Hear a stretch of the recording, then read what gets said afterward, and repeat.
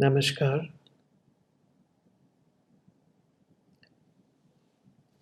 I have been asked to give a short talk on the mother.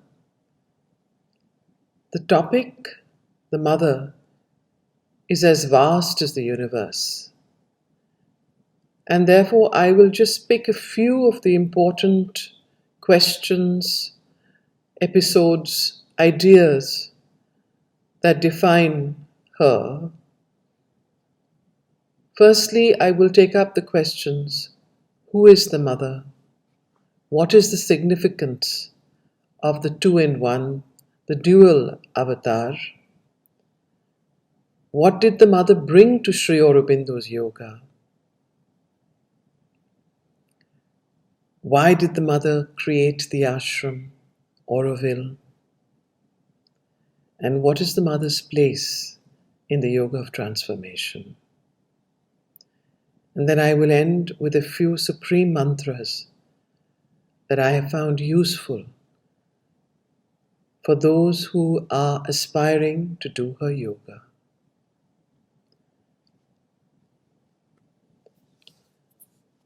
The mother is the supreme divine embodiment that has come down to earth.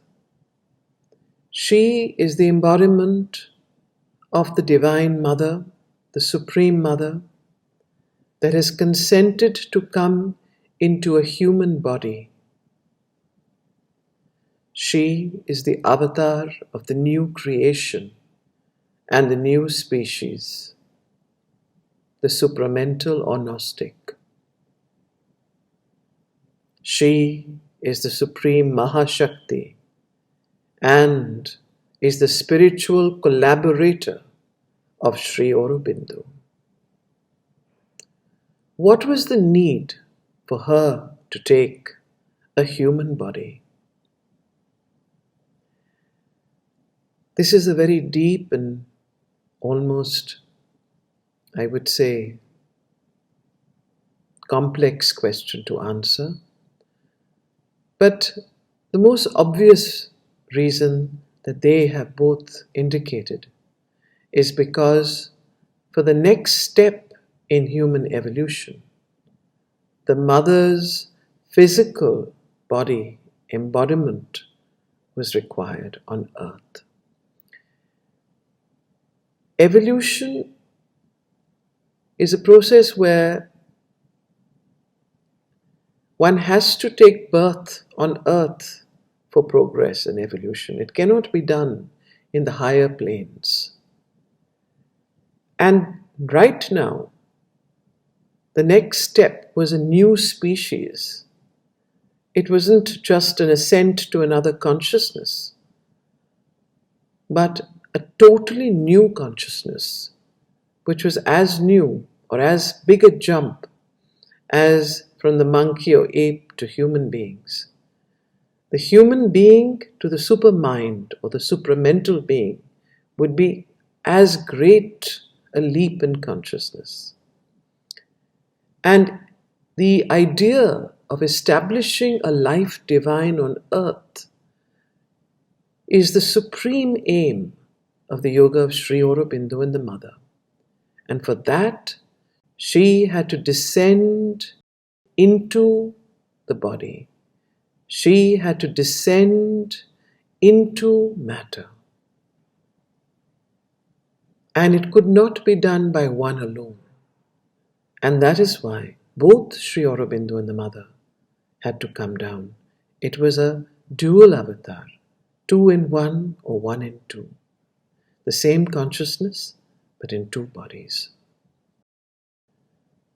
This one sentence of the Mother describes and explains everything. Without me, he is unmanifest. Without him, I exist not. It is to manifest her in creation. It is to manifest the new consciousness on earth that the presence of the Mother is required.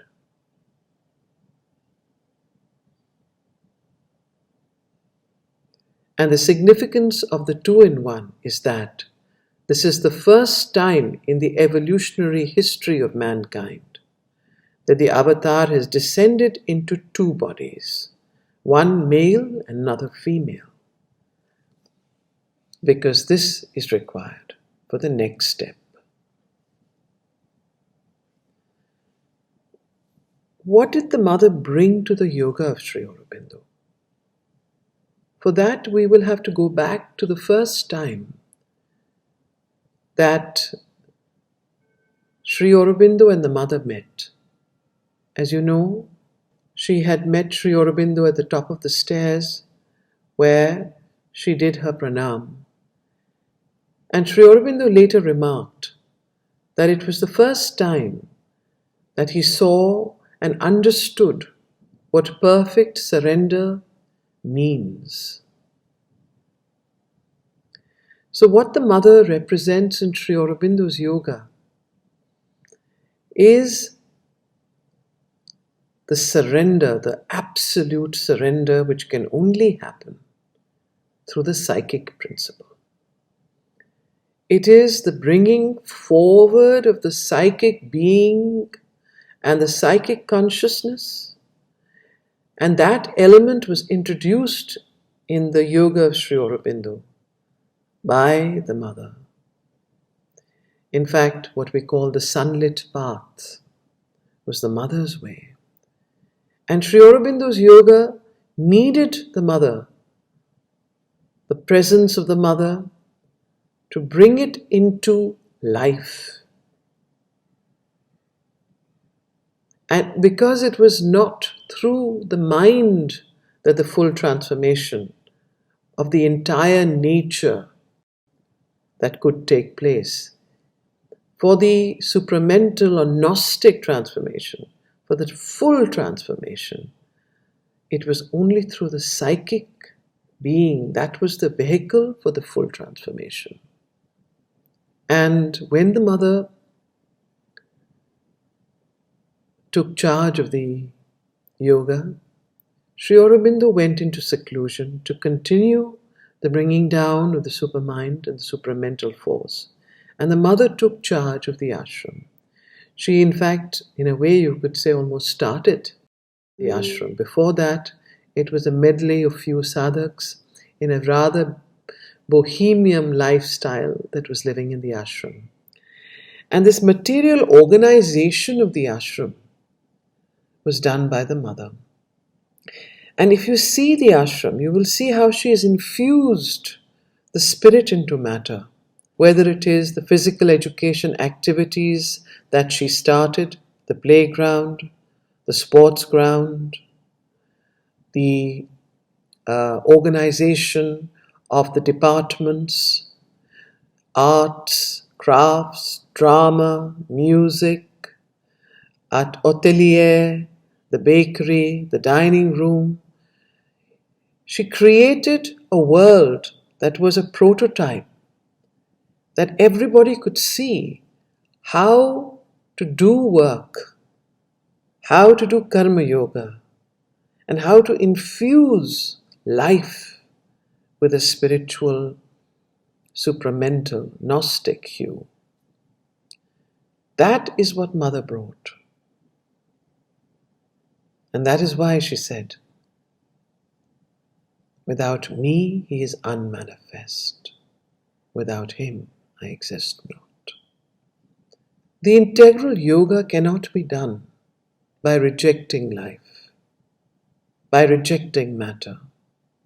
In fact, it is the bringing to consciousness of the most inconscient, ignorant part of ourselves, the subconscient, the inconscient, that needs to be transformed. All life is yoga. Matter, life, mind, the body must be transformed and become transparent and full of the spirit. Escaping from life won't do. Sri Aurobindo said, my yoga begins where other yogas end. And the yoga of Sri Aurobindo begins with the realization of the psychic. That is the first transformation. Then the spiritual transformation is the second step. And then the supramental transformation is the third step, what he called the triple transformation.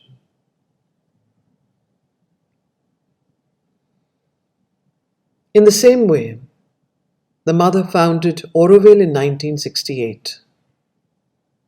Auroville was her experiment in trying to transform and create a space for collective yoga, for collective transformation, for human unity. In fact, she said, Auroville is the cradle of the Superman. 59 different nationalities all together.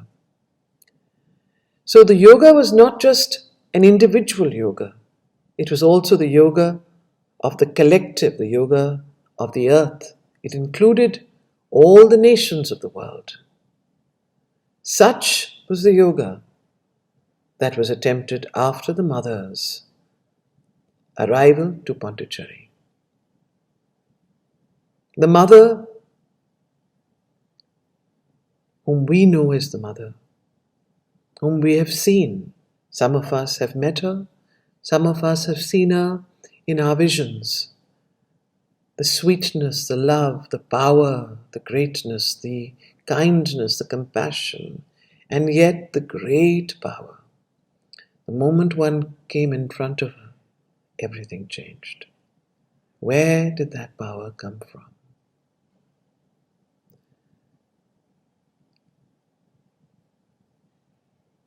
The book that Sri Aurobindo has written, The Mother, is the best way of understanding the mother, of knowing the mother, of coming in touch with her force.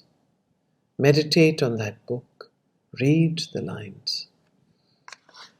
There are a few lines that are very important that I'd like to read out. The divine consciousness and force are there and do at each moment the thing that is needed in the conditions of the labor. Take always the step that is decreed, and shape in the midst of imperfection the perfection that is to come. But only when the supermind has descended in you can she deal directly as the supramental Shakti with supramental natures. If you follow your mind, it will not recognize the mother, even when she is manifest before you. Follow your soul and not your mind. Your soul that answers to the truth, not your mind that leaps at appearances. Trust the divine power, and she will free the godlike elements in you and shape all into an expression of divine nature.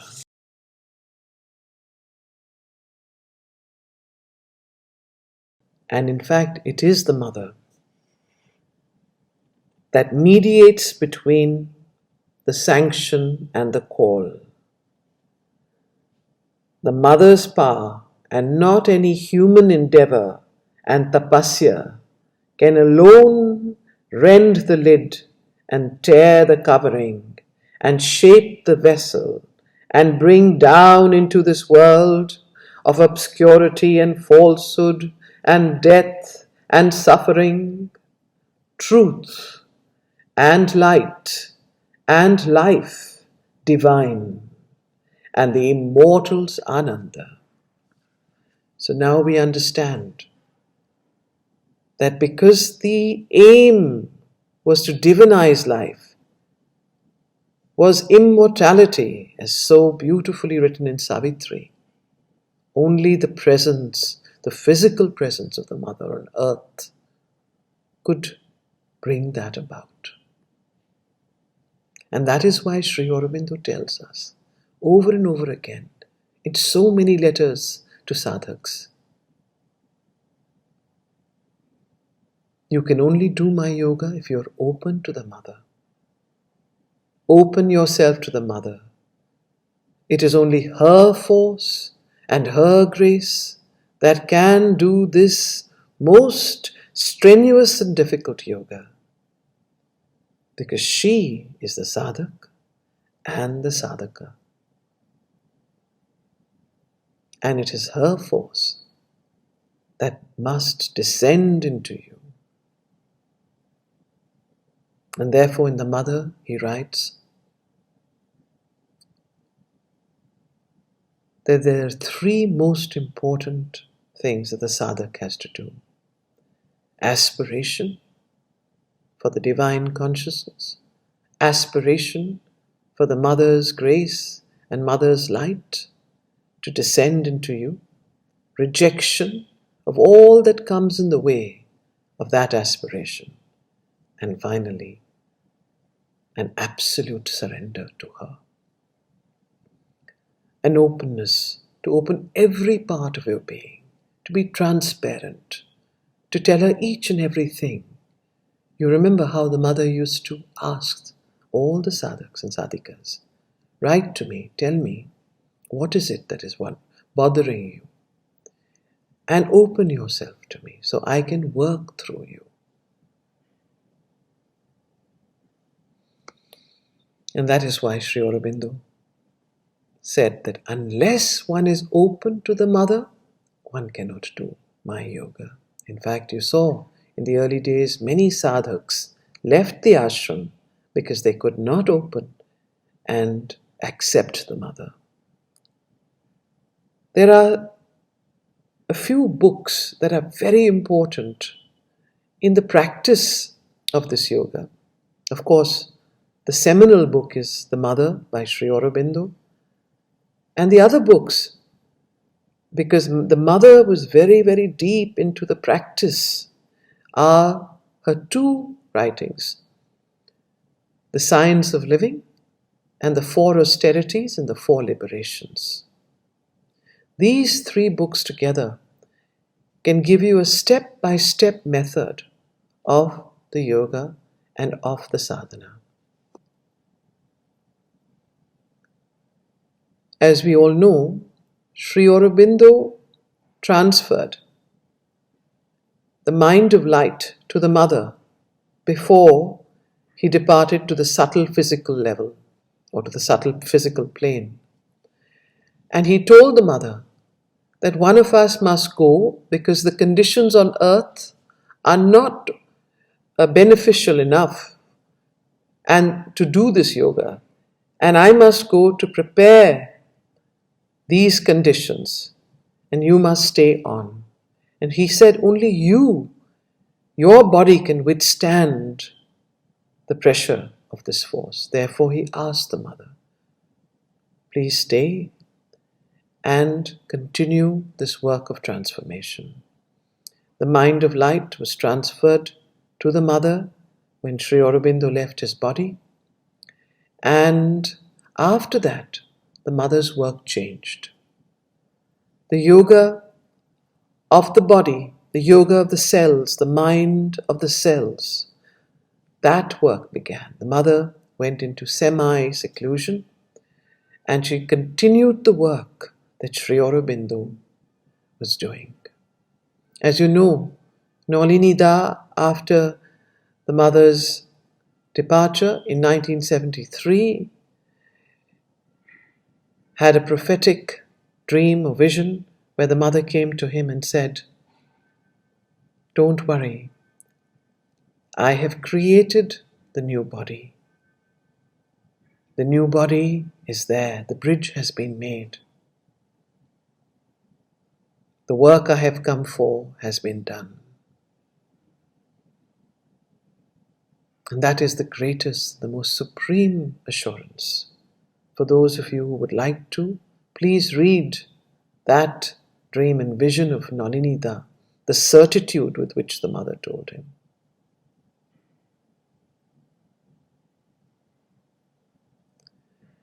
So this is what the mother has done for us, for humanity. She has created in the subtle physical the supramental body. And the conditions on earth have to be receptive for that to manifest. How long that will take, we do not know. We need to do the yoga. We need to prepare ourselves so that she created, that bridge, that supramental world, the Gnostic body, can manifest on earth. Some of the supreme mantras that can help us to do yoga, I'd like to end with those. A vast surrender was his only strength. This was Sri Aurobindo's own mantra. He said that was the principle with which he did his own yoga, the Bhakti Yoga, in Alipur jail and henceforward. A vast surrender was his only strength. Everything was left to the divine. It requires great courage, great strength, and faith to do that. The second, the Karma Yoga mantra, very simple. Remember and offer. Remember me and offer. The mother said, Sri Aurobindo said, always behave as though the mother were looking at you, for she indeed is always present. Remember her before you start your work. Remember her and offer to her everything that you do. And as many times in the day that one can do that, her force can then act through you. And finally, this wonderful quotation. It is in the silence of your heart that the divine will speak to you and will guide you and will lead you to your goal. But for that, you must have a full faith in the divine grace and love. The importance of cultivating silence, the importance of meditation, so that you can go deep into your heart. And when we go deep into our heart, the divine will speak to us and will guide us and will lead us to our goal. Thank you.